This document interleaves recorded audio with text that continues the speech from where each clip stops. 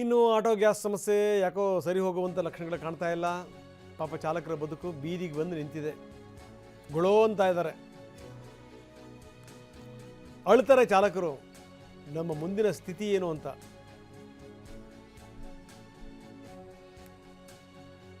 Auto ಗ್ಯಾಸ್ಗೋಸ್ಕರ ಪರದಾಡ್ತಾ ಇದ್ದಾರೆ. ಬರೀ ಬೆಂಗಳೂರು ಮಾತ್ರ ಅಲ್ಲ, ಬೇರೆ ಬೇರೆ ಜಿಲ್ಲೆಗಳಲ್ಲೂ ಕೂಡ ಇದೇ ರೀತಿಯ ಸ್ಥಿತಿ. ಜಾಸ್ತಿ ಕಾಸು ಕೊಡ್ತೀವಿ ಅಂತಂದ್ರೂ ಕೂಡ ಸಿಗ್ತಾ ಇಲ್ಲ.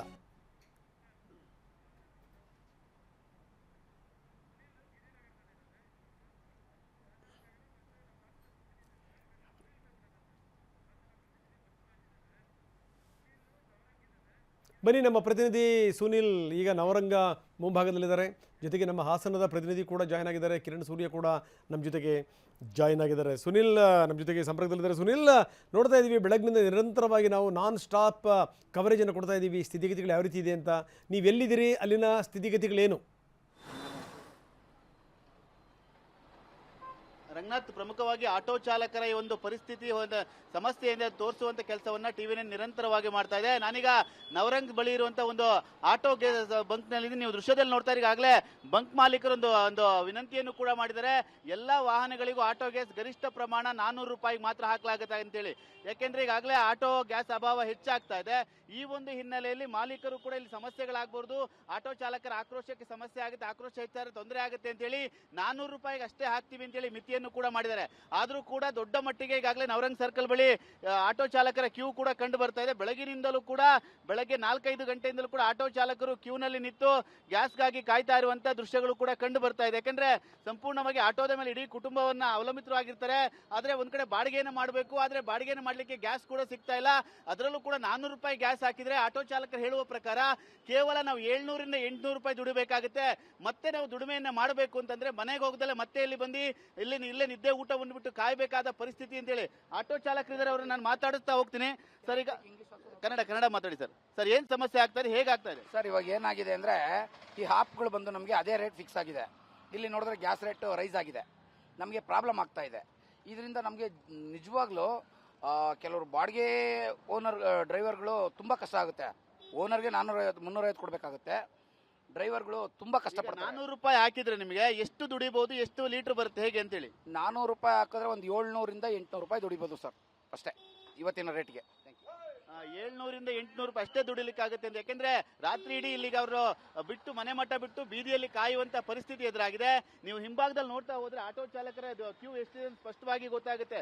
ಈ ಒಂದು ಕ್ಯೂ ದಿನೇ ಜಾಸ್ತಿ ಆಗ್ತಾ ಇರೋ ಹಿನ್ನೆಲೆಯಲ್ಲಿ ಇಲ್ಲಿನ ಬಂಕ್ನ ಮಾಲೀಕರು ಕೂಡ ಸಮಸ್ಯೆ ಆಗಬಾರ್ದು ಅನ್ನೋ ಹಿನ್ನೆಲೆಯಲ್ಲಿ 400 ರೂಪಾಯಿಗೆ ಮಿತಿಯನ್ನ ಮಾಡಿದರೆ 400 ರೂಪಾಯಿ ಗ್ಯಾಸ್ ಅನ್ನ ಹಾಕ್ಸ್ಕೊಂಡು ಬಾಡಿಗೆನ ಹೊಡಿಲಿಕ್ಕೆ ಶುರು ಮಾಡಿದ್ರೆ ಈಗಾಗಲೇ 3-4-5-6 ಗಂಟೆಯನ್ನ ಕಾಯ್ದಿರ್ತಾರೆ.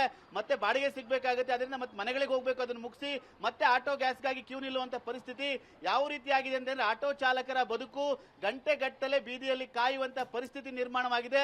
ಜೀವನ ನಡೆಸಲಿಕ್ಕೂ ಸಾಕಷ್ಟು ಕಷ್ಟವಾಗುತ್ತೆ. ಸರ್, ಎಷ್ಟು ಸಮಸ್ಯೆ ಆಗ್ತಿದೆ, ಎಷ್ಟೊತ್ತಿಂದ ಕಾಯ್ತಾ ಇದ್ರಿ? ಸರ್, ಬೆಳಗ್ಗೆಯಿಂದ ಕಾಯ್ತಿದ್ದೀವಿ ಸರ್. ಬೆಳಗ್ಗೆಯಿಂದ ಕಾಯ್ತಿದ್ದೀವಿ.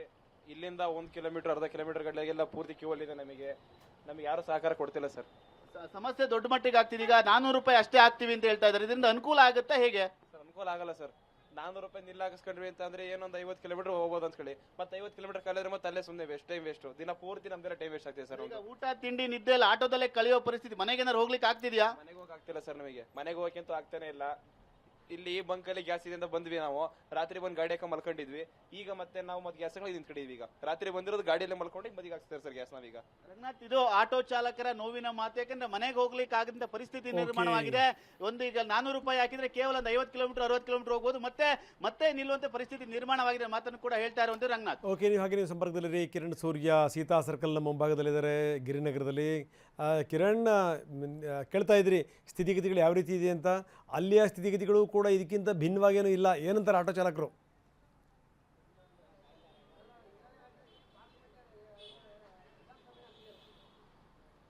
ಕಿರಣ್, ನಮ್ಮ ಧ್ವನಿ ಕೇಳ್ತಾ ಇದೆಯಾ ಕಿರಣ್? ಓಕೆ, ಕಿರಣ್ ಅವರ ಸಂಪರ್ಕ ಸಾಧ್ಯ ಆಗ್ತಿಲ್ಲ. ಮತ್ತು ಅವ್ರನ್ನ ಸಂಪರ್ಕ ಮಾಡುವಂಥ ಪ್ರಯತ್ನ ಮಾಡ್ತೀವಿ. ಬನ್ನಿ, ನಮ್ಮ ಹಾಸನದ ಪ್ರತಿನಿಧಿ ನಮ್ಮ ಜೊತೆಗೆ ಸಂಪರ್ಕದಲ್ಲಿದ್ದಾರೆ, ಮಂಜುನಾಥ್. ಹಾಸನದ ಸ್ಥಿತಿಗತಿಗಳೇನು ಮಂಜುನಾಥ್? ಹೌದು ರಂಗನಾಥ್, ಏನು ಹಾಸನ ಜಿಲ್ಲೆಯಲ್ಲೂ ಕೂಡ ಏನು LPG ಸಿಲಿಂಡರ್ ಸಿಗದಲ್ಲೇ ಜನರು ಪರದಾಡ್ತಕ್ಕಂಥ ಸ್ಥಿತಿ ನಿರ್ಮಾಣ ಆಗಿದೆ. ನಾವೀಗ ಹಾಸನ ಜಿಲ್ಲೆ ಅರಕಲಗೂಡು ಪಟ್ಟಣದ ಭಾರತ್ ಗ್ಯಾಸ್ ಅಂತಕ್ಕಂಥ ಏನು ಈ ಗ್ಯಾಸ್ ಏಜೆನ್ಸಿ ಮುಂದೆ ಇದ್ದೀವಿ. ಬೆಳಗ್ಗೆಯಿಂದನೂ ಕೂಡ ನೂರಾರು ಸಂಖ್ಯೆಯಲ್ಲಿ ಜನರು ಗ್ಯಾಸ್ ಸಿಲಿಂಡರ್ಗಾಗಿ ಕಾಯ್ತಾ ಇದ್ದಾರೆ. ಈ ಹಿಂದೆ ಜನರಿಗೆ ತಮ್ಮ ಮನೆ ಬಳಿನೇ ಸಿಲಿಂಡರ್ ಸಿಗ್ತಾ ಇತ್ತು. ಆದರೆ ಈಗ ತಿಂಗಳುಗಟ್ಟಲೆ ಕಾದರೂ ಕೂಡ ಅವರಿಗೆ ಸಿಲಿಂಡರ್ ಸಿಗ್ತಲ್ಲ. ಹಾಗಾಗಿ ಗ್ಯಾಸ್ ಸಿಲಿಂಡರ್ಗಾಗಿ ಹುಡುಕೊಂಡು ಏಜೆನ್ಸಿ ಬಳಿನೇ ಬಂದಿದ್ದಾರೆ.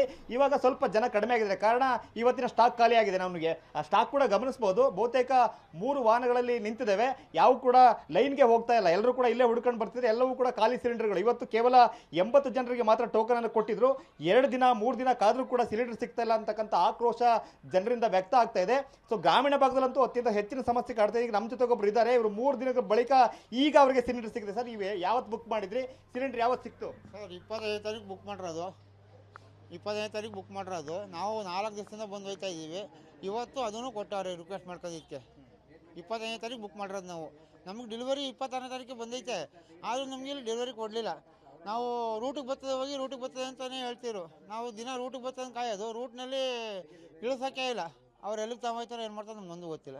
ಅಧಿಕಾರಿಗಳು ಹೇಳ್ತಕ್ಕಂಥದ್ದು ಯಾರು ಕೂಡ ಏಜೆನ್ಸಿ ಬರೀ ಹುಡ್ಕೊಂಡು ಬರಬೇಡಿ, ನಿಮ್ಮ ಮನೆ ಹತ್ರನೇ ಸಿಲಿಂಡರ್ ಬರುತ್ತೆ ಅಂತ ಹೇಳ್ತಾರೆ. ಮನೆ ಬಳಿಕಾದ್ರೆ ಯಾರು ಕೂಡ ಸಿಲಿಂಡರ್ ಸಿಗ್ತಲ್ಲ. ಮತ್ತೊಬ್ರು 2 ದಿನದಿಂದ ಕಾಯ್ತಾ ಇದ್ದಾರೆ, ಅವ್ರಿಗೆ ಇನ್ನೂ ಕೂಡ ಸಿಲಿಂಡರ್ ಸಿಗಲ್ಲ. ಸರ್, ನೀವು ಯಾವತ್ತು ಬುಕ್ ಮಾಡಿದ್ರಿ, ಯಾವತ್ತು ಸಿಗುತ್ತೆ ಅಂತ ಹೇಳಿದ್ದಾರೆ ಸರ್ ನಿಮಗೆ?